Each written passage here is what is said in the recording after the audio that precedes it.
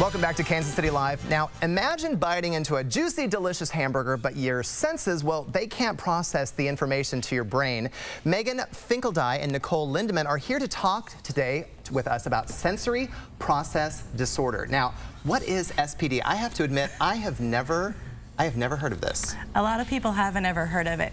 Sensory processing is when our neurological system receives a message from the environment, and then we create a response, either a motor or behavioral response. The disorder is when that response gets jumbled up or misinterpreted, and so we have an over or under reaction to what we would consider an appropriate response. Now, is it just taste, or is it smell, or is it a multitude of... It's a multitude of the senses. It's all those senses that you learned about in school and more. I had no idea that this affects children. And how many children does it affect? Well, it affects, on average, about 1 in 20 children every day in their daily lives. But you and I both have sensory processing issues as well. We just have learned how to deal with them appropriately. Now, question for you, is there a treatment? Are they working on a cure for this? There is currently no treatment for it. As far as that goes, there's a lot of research being done with it.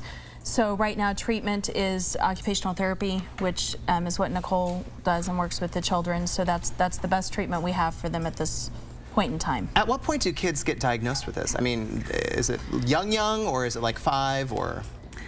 It depends. It really depends, and that's one of the things that we try to encourage parents to do, is to be good advocates for their children, because a lot of times they will say they've seen something wrong since birth, but they may not decide to act on it until they are 9, 10, or 11, and by that point your brain has done a lot of its formation. So intervention, by the time Nicole would step in as occupational therapist, it makes her job a lot harder. I was just going to say, what is being done for kids who have SPD? Well, there's an awareness walk this weekend that Meggin's going to talk about, but really it's people understanding their children and not just listening to people say, oh, your kid's just bad. These kids get misdiagnosed a lot as behavioral problems. They get misdiagnosed with ADHD, but somebody needs to take a deeper look at them and see if they really do have SPD issues. Now, give me a for instance. A kid takes a drink of OJ. Does it just taste like nothing, or does it taste bad to them, or? I don't know that that's probably as good of anything. They may not have any response. A better example might be you go into Walmart and you see these kids that are covering their ears. Well, it's just the sounds that the lights make in Walmart or the people making in Walmart, and it just sends these kids over the edge and they can't handle it. Their system says, that's horrible, get me out of here, I want away from this. That's kind of a more everyday example of what happens to these children. So it's like sensory overload. Yes. Okay, and you guys have a walk coming up this weekend. Let's talk about that. We have a walk this weekend, October 13th at Waterfall Park in Independence, located behind Bass Pro Shop.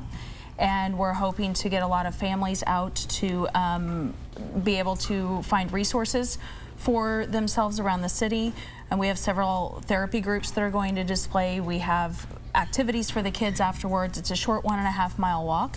And we're really not only just trying to raise money for the SPD Foundation, which does the majority of our research to help find the cause and the cure for this disorder, but also to just raise awareness within the community. And that's why you guys are on here today, because like I said, when we came on before today, I had never heard of this, so that is very interesting to me. So good luck with your walk this weekend. Open to the public, open to everybody? Absolutely. All right, the more the merrier. So come on out. So thank you ladies for sharing. Thank you.